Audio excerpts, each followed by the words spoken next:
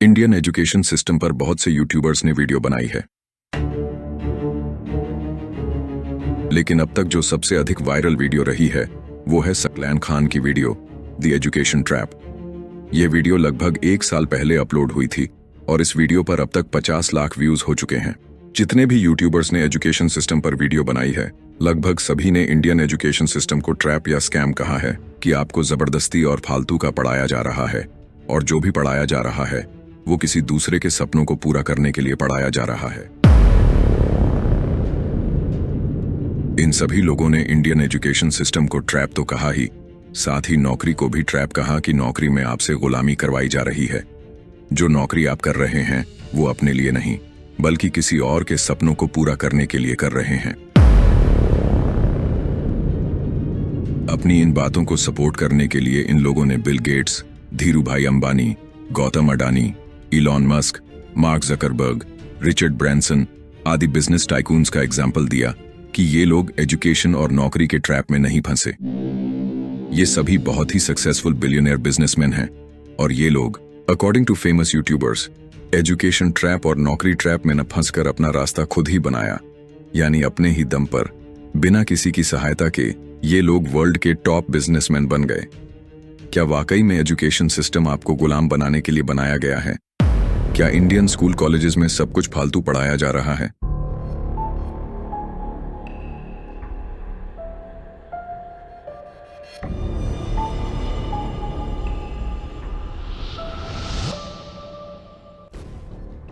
भारतं भारतं पुण्यभुवनं भारतं जयतु जननी जन्मभूमि पुण्यभुवनं भारतम्।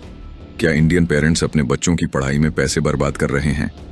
क्या नौकरियां आपको गुलाम बनाने के लिए बनाई गई हैं? क्या भारतीय लोग अपनी जिंदगी न जीकर दूसरों के सपने साकार करने के लिए नौकरी कर रहे हैं? आइए समझते हैं कि एजुकेशन सिस्टम और नौकरी को ट्रैप कहना कितना सही और कितना गलत है।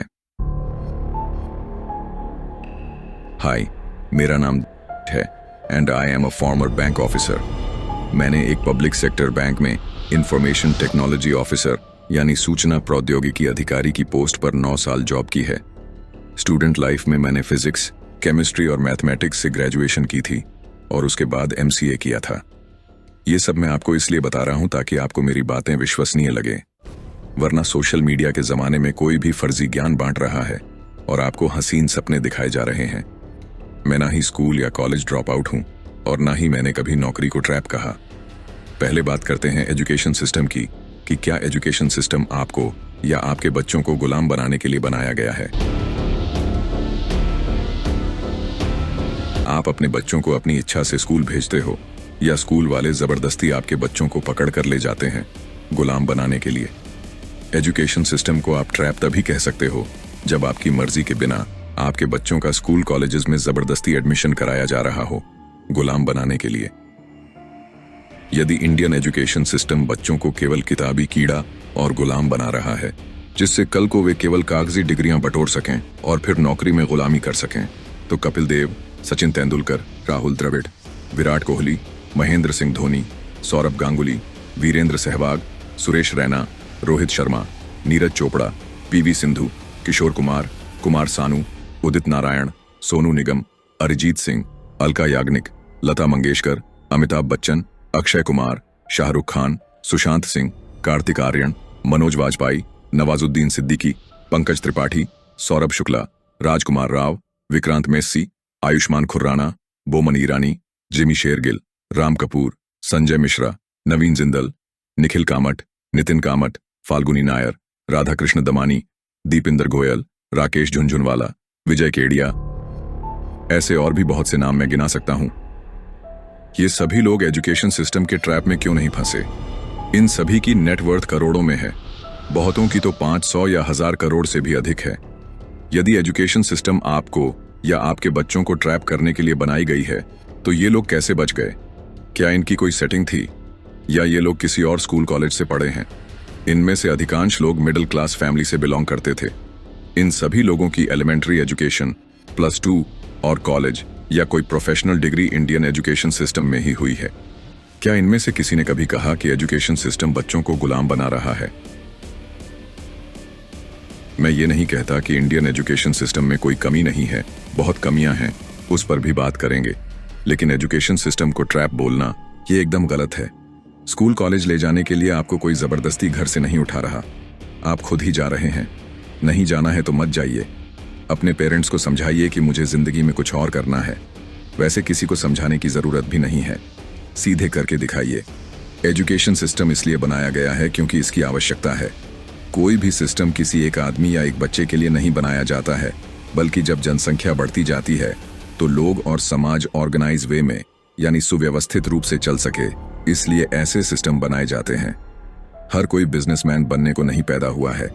किसी का सपना डॉक्टर बनना होता है, कोई डिफेंस सर्विसेज में जाकर देश की रक्षा करना चाहता है, कोई अच्छा टीचर बनना चाहता है। स्कूल कॉलेजेस कैसे अस्तित्व में आए, ये हमें दूसरे देशों से सीखने की आवश्यकता नहीं है, क्योंकि हमारे देश में प्राचीन समय से ही गुरुकुल हुआ करते थे। 20-25 वर्ष की आयु तक विद्यार्थियों को गुरुकुल में रहना पड़ता था। विद्या अध्ययन के साथ साथ विद्यार्थियों को मनुष्य जीवन के बारे में बताया जाता था। उच्च शिक्षा और रिसर्च के लिए नालंदा और तक्षशिला जैसे महाविद्यालय या विश्वविद्यालय थे, जिनमें दर्शन, आयुर्वेद, ज्योतिष शास्त्र, गणित, साहित्य और अन्य विषय पढ़ाए जाते थे। विश्व भर से छात्र यहाँ पढ़ने आते थे। ठीक वैसे ही आज स्कूल कॉलेजेस हैं, जहाँ बच्चों को पहले एलिमेंट्री एजुकेशन दी जाती है, फिर स्टूडेंट्स को अपनी रुचि के अनुसार विषय चुनने पड़ते हैं। स्कूल कॉलेजेस में स्टडीज के साथ साथ को करिकुलर एक्टिविटीज भी होती हैं, जिसमें बहुत से स्टूडेंट्स पार्टिसिपेट करते हैं। यहीं से स्टूडेंट्स को मालूम पड़ता है कि मेरे पास स्टडी के अलावा और भी ऑप्शंस हैं, जैसे sports, singing, acting, dancing, painting etcetera. यदि ये एजुकेशन सिस्टम समाप्त कर दिया जाए और बच्चों को उनके स्वयं के और पेरेंट्स के भरोसे छोड़ दिया जाए, तो आप जानते हैं कि कितना केओस मच जाएगा। बच्चे अपने घर पर और आस पड़ोस में कितनी शैतानियां और मारपीट करने लग जाएंगे, क्योंकि उनके पास करने के लिए कुछ और होगा नहीं। बच्चों को अक्षर ज्ञान देने के लिए, मनुष्य जीवन से संबंधित विषयों की जानकारी देने के लिए और समाज में रहने लायक बनाने के लिए स्कूल भेजा जाता है। अब इन यूट्यूबर का कहना है कि ये सब फालतू है। ये यूट्यूबर चाहते हैं कि स्कूल कॉलेजेस आपको सीधे करोड़पति बनना सिखाएं या सीधे करोड़पति ही बना दें। लेकिन उसके लिए पैसा कहां से आएगा? कैपिटल कौन लाकर देगा? कोई दूसरा तो आपको अपने पैसे देगा नहीं। इसलिए कहीं ना कहीं धरातल से तो शुरुआत करनी ही पड़ेगी। सीधे आप करोड़पति नहीं बन सकते। पीछे मैंने जितने भी नाम गिनाए, उन सभी लोगों ने मेहनत करके बिना एजुकेशन सिस्टम को ब्लेम किए सफलता प्राप्त की। इन सभी लोगों ने उसी क्षेत्र में मेहनत की जो उन्हें पसंद था। क्या आप जानते हैं, इस समय हमारे देश में लगभग 12,000 IAS, IPS और IFS ऑफिसर्स हैं। 15 लाख से अधिक रजिस्टर्ड डॉक्टर्स हैं। 2.5 से 3 लाख इंजीनियर्स ऑर्गेनाइज्ड सेक्टर में कार्यरत हैं। 4 लाख से अधिक चार्टर्ड अकाउंटेंट हैं। लगभग 21,000 जजेस हैं। हर साल लगभग 1,500 इंडियन स्टूडेंट्स NDA और CDS एग्जाम क्वालिफाई करके डिफेंस सर्विसेज में ऑफिसर बनते हैं। ये सभी वेल रिप्यूटेड और well paid jobs education system के थ्रू ही मिलती है। क्या इन सभी लोगों ने कभी एजुकेशन सिस्टम को ट्रैप कहा? जैसा कि वीडियो के शुरुआत में मैंने कहा कि यूट्यूबर्स आपको एग्जाम्पल्स देते हैं बिल गेट्स, मार्क जकरबर्ग और रिचर्ड ब्रांसन आदि बिजनेस टाइकून का कि इनके जैसे बनो। लेकिन क्या आपको इन सभी बिलियनियर बिजनेसमैन की पूरी कहानी पता है? सबसे पहले बिल गेट्स की बात करते हैं। ये तो बहुतों को पता है कि Bill Gates college drop out हैं। 1973 में Bill Gates mathematics and computer science पढ़ने के लिए हार्वर्ड यूनिवर्सिटी में एनरोल हुए और सेकेंड ईयर में कॉलेज छोड़ दिया। लेकिन कॉलेज में एनरोल होने से पहले ही बिल गेट्स को प्रोग्रामिंग आती थी। प्रोग्रामिंग उन्होंने लेक साइड स्कूल में सीखी थी। This school was one of the most elite and academically advanced. यह अमेरिका के सबसे पहले स्कूलों में से एक था जहां बच्चों को कंप्यूटर सिखाया गया। बिल गेट्स क्लास 8वीं में ही कंप्यूटर प्रोग्रामिंग के टच में आ गए थे। क्या आप जानते हैं कि बिल गेट्स इतना एलीट और अकादमिक एडवांस्ड स्कूल कैसे अफोर्ड कर पाए? क्योंकि उनके पिता अमेरिका के जाने माने वकील थे और बिल गेट्स की मां अमेरिकन बैंकर थी।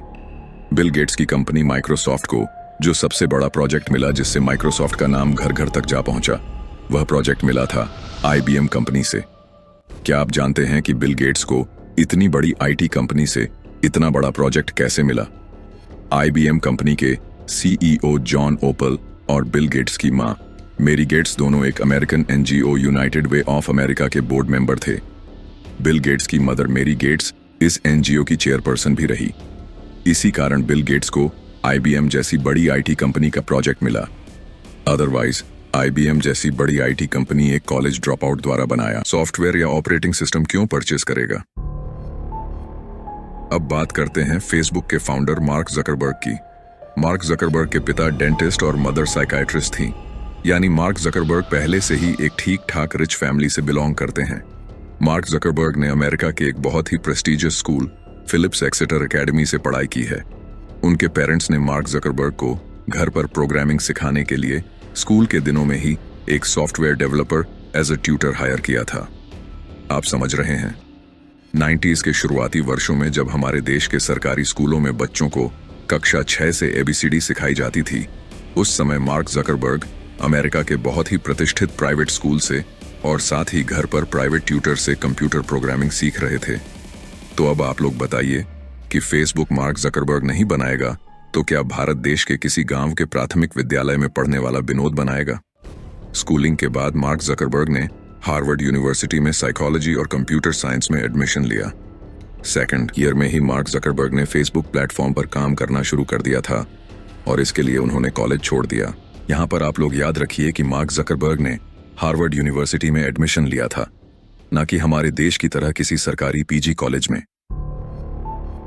अब वर्जिन ग्रुप के फाउंडर रिचर्ड ब्रांसन की कहानी जानते हैं कि क्या उन्होंने केवल अपने दम पर एकदम स्क्रैच से बिजनेस खड़ा किया या बिल गेट्स और मार्क जकरबर्ग की तरह बहुत सारी चीजें बचपन से ही उनके फेवर में थीं।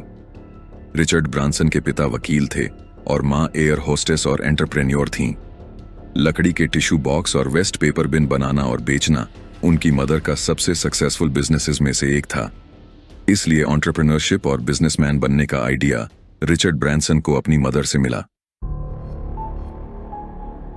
आप लोगों ने देखा कि बिल गेट्स, मार्क जकरबर्ग और रिचर्ड ब्रांसन तीनों ही ठीक ठाक रिच फैमिली से बिलोंग करते हैं। तीनों के ही मॉम डैड बहुत अच्छे जॉब में थे, पैसे की कोई कमी नहीं थी। बिल गेट्स और मार्क जुकरबर्ग दोनों ने कॉलेज ड्रॉप आउट किया क्योंकि स्कूल के दिनों में ही इन दोनों ने सॉफ्टवेयर बनाना सीख लिया था। और ये बात है 1980 और 90 के दशक की। यदि इन तीनों का बिजनेस आइडिया फेल हो भी जाता तो इन तीनों की फैमिली सपोर्टिव थी और ठीक ठाक पैसे वाली थी। आपके पास क्या ऐसा बैकअप है? ये यूट्यूबर्स जो आपको बिल गेट्स, मार्क जुकरबर्ग और रिचर्ड ब्रांसन आदि लोगों की आधी अधूरी कहानी बताकर आपको फालतू में मोटिवेट कर रहे हैं, वो असल में आपके इमोशंस के साथ खेल रहे हैं, क्योंकि हम भारतीय इमोशनली फूल होते हैं। कोई हमारे सामने अपनी दुख भरी कहानी सुनाए तो हम सच समझ लेते हैं और उसकी बातों में आ जाते हैं। मैं बहुत गरीब हूँ, मेरे मम्मी पापा भी गरीब हैं। मैं इतना गरीब हूँ कि जब मैं पैदा हुआ था तो मैं एकदम नंगा पैदा हुआ था। सर पर बाल भी नहीं थे, मुंह में दांत भी नहीं थे। इंटर कॉलेज में 11वीं में हिंदी में भारतेंदु हरिश्चंद्र जी का एक चैप्टर था, भारत दुर्दशा। उसमें भारतेंदु हरिश्चंद्र जी ने लिखा था कि भारत के लोग रेलगाड़ी के डिब्बे होते हैं, जब तक आगे इंजन नहीं है कुछ नहीं कर सकते। जैसे ही इंजन लग जाता है सारे डिब्बे आंख मूंद कर उसके पीछे पीछे चल पड़ते हैं। इन यूट्यूबर्स ने अपनी वीडियोस में 2-3 स्टूडेंट्स की क्लिप्स डाली है, जिसमें एक कह रहा है कि कई सालों से यूपीएससी की प्रिपरेशन कर रहा हूं लेकिन अभी तक सिलेक्शन नहीं हुआ, आगे क्या करूं समझ नहीं आ रहा। फिर ये यूट्यूबर्स ज्ञान बांटते हैं कि देखा आपने, आपकी डिग्री की कोई वैल्यू नहीं है। डिग्री की यदि कोई वैल्यू नहीं है तो मुझे कैसे एक पब्लिक सेक्टर बैंक में इंफॉर्मेशन टेक्नोलॉजी ऑफिसर की जॉब मिली। बैंकर्स अड्डा वेबसाइट ने लिखा है कि इस साल यानी वर्ष 2025 में 5000 बैंक प्रोबेशनरी ऑफिसर्स की वैकेंसीज निकली हैं, जिसके लिए केवल ग्रेजुएशन की डिग्री चाहिए। रिटन एग्जाम होता है और फिर इंटरव्यू। लेकिन यदि आप चाहते हैं कि बस ऐसे ही यूट्यूब पर मनोहर कहानियां सुनकर जेब में पैसे आ जाए तो फिर बैठे रहिए घर पर। मेरे कहने का अर्थ ये नहीं है कि केवल डिग्री और कॉम्पिटिटिव एग्जाम देकर और फिर नौकरी में सिलेक्शन होने के बाद ही पैसे कमाए जाते हैं, लेकिन कम से कम ये तो मत कहिए कि डिग्री किसी काम की नहीं। तुमसे कोई एग्जाम नहीं निकल पाया या तुम्हें नौकरी नहीं मिली तो क्या दूसरों को भी नहीं मिल रही है? एसएससी में इस साल 14,000 से भी अधिक वैकेंसी निकली हैं। राज्यों में होने वाली पीसीएस पोस्ट पर हर साल लगभग 3 से 4,000 वैकेंसी निकलती हैं। चैट जीपीटी ने एक रफ आइडिया दिया है कि पिछले साल ऑल ओवर इंडियन स्टेट्स में 1.5 लाख से अधिक टीचर्स की वैकेंसीज निकली थीं। ऐसी और भी बहुत सारी सरकारी और पब्लिक सेक्टर यूनिट्स की नौकरियों की वैकेंसीज समय समय पर निकलती रहती हैं। मेरे कहने का ये अर्थ नहीं है कि केंद्र और राज्य सरकारें देश की जनसंख्या के अनुपात में जॉब वैकेंसीज सही निकाल रही हैं। ये वैकेंसीज बहुत ही कम हैं। बिजनेस लाइन और न्यूज क्लिक में छपी न्यूज के अनुसार केंद्र सरकार के अलग अलग विभागों में करीब 10 लाख पद खाली पड़े हैं, जिनमें से रेलवे में 3 लाख, डिफेंस में 2 लाख से अधिक, CAPF यानी सेंट्रल आर्म्ड पुलिस फोर्सेज में 84,000 से अधिक और सेंट्रल यूनिवर्सिटीज में टीचिंग और नॉन टीचिंग की लगभग 21,000 पोस्ट खाली हैं। अभी तक हमने केवल कुछ गवर्नमेंट जॉब्स के बारे में बात की है, प्राइवेट सेक्टर्स की बात तो अभी की ही नहीं। यदि IT सेक्टर की बात करें तो वर्ष 2023 में TCS और इन्फोसिस दोनों IT कंपनीज ने लगभग 1 लाख के आसपास फ्रेशर्स रिक्रूट किए थे। इनमें से बहुत से सॉफ्टवेयर इंजीनियर्स को कुछ सालों के एक्सपीरियंस के बाद अमेरिका, ऑस्ट्रेलिया, न्यूजीलैंड आदि डेवलप्ड फॉरेन कंट्रीज में पोस्टिंग मिल जाती है, और जिसके चलते ये लोग फॉरेन कंट्रीज की लाइफस्टाइल को एंजॉय कर पाते हैं। जो यूट्यूबर्स आपको ज्ञान बांट रहे हैं कि एजुकेशन सिस्टम डिग्री और नौकरी ट्रैप है, तो क्या ये महानुभाव खुद कभी किसी विदेशी देश की ट्रिप पर गए हैं? इन सभी नौकरियों में अप्लाई करने के लिए डिग्री या किसी सर्टिफिकेट की आवश्यकता पड़ती है। डिग्री या सर्टिफिकेट कोई जॉब की गारंटी नहीं है, बल्कि इस बात का फॉर्मल प्रूफ है कि आपको उस डिग्री से संबंधित फील्ड में कुछ आता है। इसलिए ये कहना कि डिग्री की कोई वैल्यू नहीं है और एजुकेशन सिस्टम आपको गुलाम बनाने के लिए बनाया गया है, अपने आप में मूर्खता है। बिल गेट्स और मार्क जुकरबर्ग भी एजुकेशन सिस्टम की ही देन है, क्योंकि दोनों ने ही अमेरिका के बहुत प्रतिष्ठित स्कूल से पढ़ाई की है, जहां कंप्यूटर प्रोग्रामिंग सिखाई जाती थी। फिर हार्वर्ड यूनिवर्सिटी में 2nd ईयर तक पढ़ा और फिर दोनों को अपना अपना रास्ता समझ आ गया। एजुकेशन सिस्टम का पर्पस आपको एजुकेट, गाइड और ट्रेन करना है। एजुकेशन सिस्टम का अर्थ ये नहीं है कि आप जबरदस्ती क्लास में बैठे रहें। यदि आपका मन नहीं लग रहा या आपके पास कोई बिजनेस आइडिया है या आपको कुछ और करना है, तो तुरंत उस एजुकेशन सिस्टम से बाहर निकलिए। दवाई बीमार व्यक्ति को दी जाती है, ना कि स्वस्थ व्यक्ति को।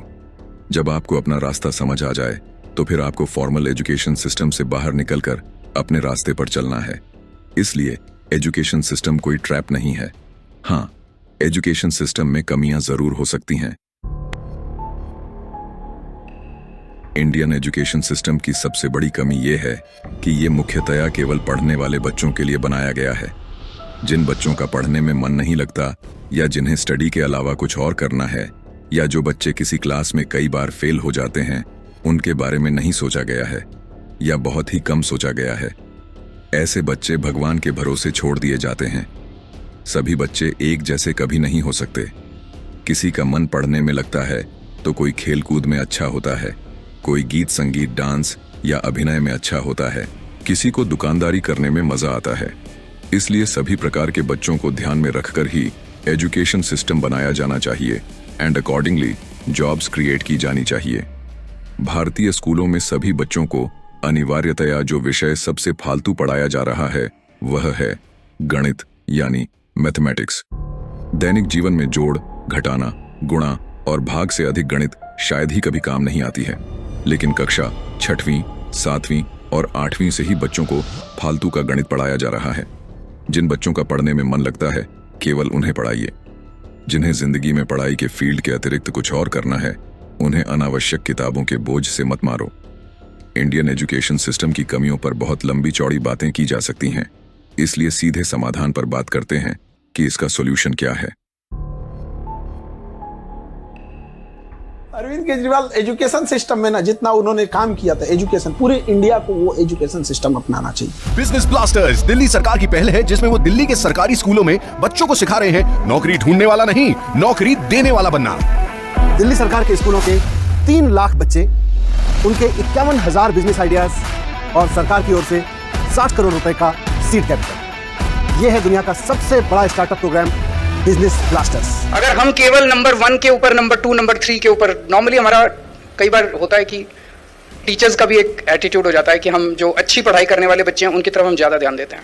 हमें ज़्यादा ध्यान बिल्कुल कमज़ोर बच्चे पे देना है, उसका भविष्य बनाना है। हाल ही में रिलीज्ड नेशनल अचीवमेंट सर्वे की रिपोर्ट के अनुसार पंजाब के स्कूलों ने देश भर में बेहतरीन प्रदर्शन किया है। यह सर्वे भारत सरकार द्वारा NCERT के माध्यम से कराया जाता है, जिसमें स्टूडेंट्स की पढ़ाई की गुणवत्ता का आंकलन किया जाता है। इस पर पंजाब के शिक्षा मंत्री हरजोत बैंस ने कहा कि पंजाब के स्कूलों ने जो बढ़िया प्रदर्शन किया है वो दिखाता है कि हमारी आम आदमी पार्टी की सरकार बच्चों को क्वालिटी एजुकेशन देने के लिए सच में मेहनत कर रही है। दिल्ली में UPSSC की कोचिंग लेने वाले बहुत से स्टूडेंट्स ये बहाना मारते रहते हैं कि पिछले 5-6 सालों से प्रिपरेशन कर रहे हैं, लेकिन अभी तक सिलेक्शन नहीं हुआ। उनसे मेरा ये कहना है कि यदि UPSC नहीं निकल रहा है तो कम से कम दूसरे एग्जाम जैसे बैंक PO या SSC तो निकाल ही सकते हो। कुछ नहीं होने से कुछ होना तो बेटर ही है। Something is better than nothing. जब कोई जॉब लग जाए तो फिर UPSC की प्रिपरेशन को कंटिन्यू रखना।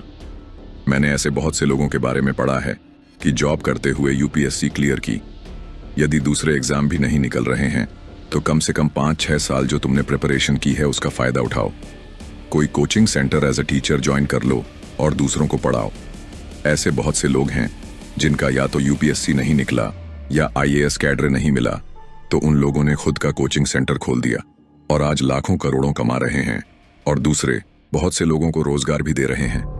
यदि 5-6 साल प्रिपरेशन करके UPSC या PCS नहीं निकल रहा है तो क्या जिंदगी भर UPSC और PCS के भरोसे बैठे रहोगे और एजुकेशन सिस्टम को ट्रैप कहते रहोगे? दूसरा प्लान भी तो आपके पास होना चाहिए। अब बात करते हैं नौकरी को ट्रैप कहने की।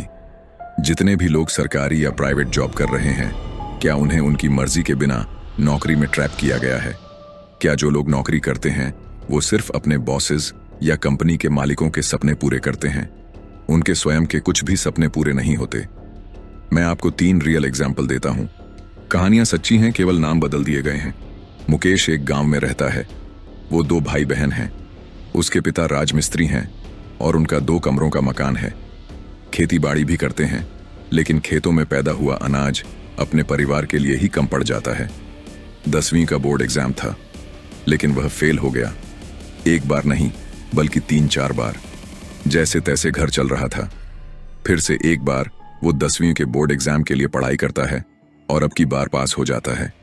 इंटरमीडिएट में एडमिशन लेता है और कुछ समय बाद आर्मी में कुछ भर्तियां आती हैं।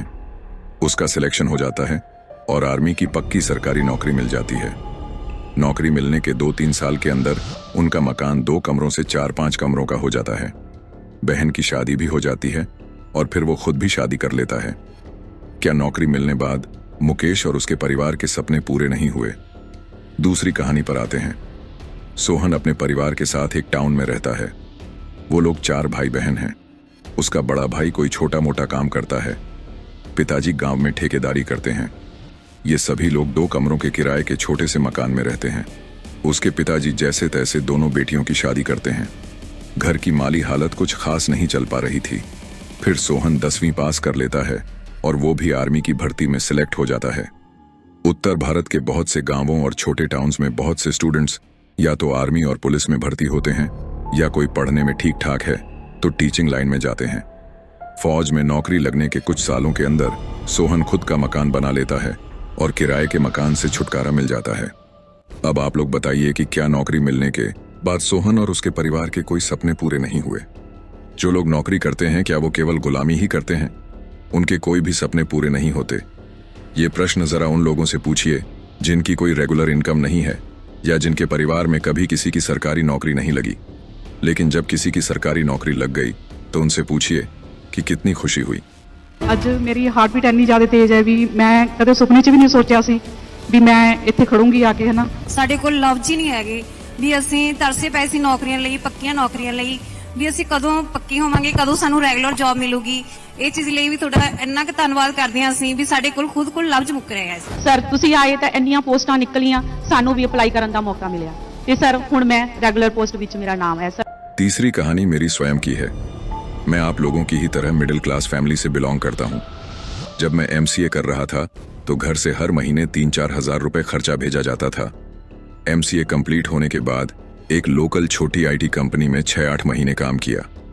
कंपनी ने कहा था कि 6 महीने तक 5,000 प्रति महीने का स्टाइपेंड देंगे, लेकिन कभी मिलता था कभी नहीं मिलता था। लेकिन उस छोटी कंपनी में प्रोग्रामिंग सीखने को मिल रही थी, इसलिए 6-8 महीने टिक गया। फिर मैं दिल्ली आ गया। हफ्ते 10 दिन के लिए मैंने एक कॉल सेंटर भी ज्वाइन किया। ताकि कुछ पैसा तो मिल जाएगा। लेकिन फिर मेरा एक पब्लिक सेक्टर बैंक में as an IT officer selection हो गया। बैंक ज्वाइन करते समय मेरी ग्रोस सैलरी थी लगभग 4.5 लाख पर एनम। ये बात है वर्ष 2012 की। वर्ष 2021 में जब मैंने रिजाइन किया तो मेरी ग्रोस सैलरी थी 15-16 लाख पर एनम, यानी नेट सैलरी 1 लाख रुपए प्रति महीने।